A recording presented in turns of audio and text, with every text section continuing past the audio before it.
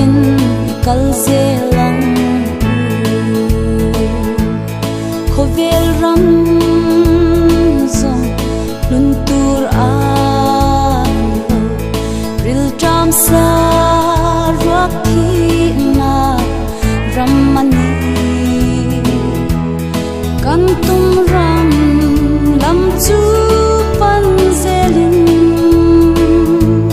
chel takin kan thlen ma lo zan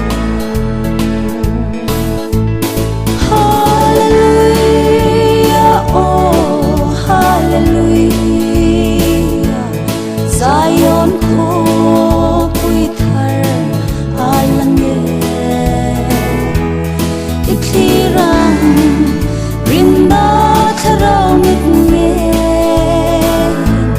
kong khar mo hanin na om me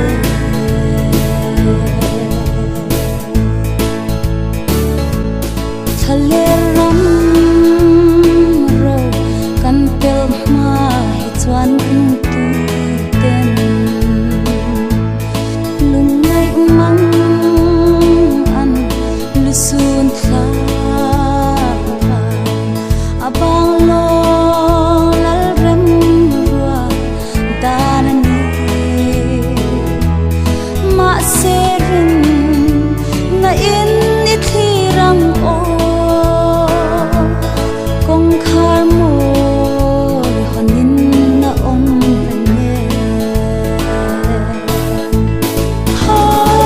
hallelujah oh hallelujah Zion ko pui thar alan ne ikhiram rinda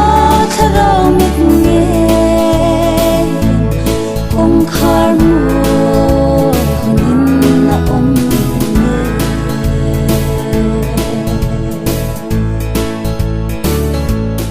zordan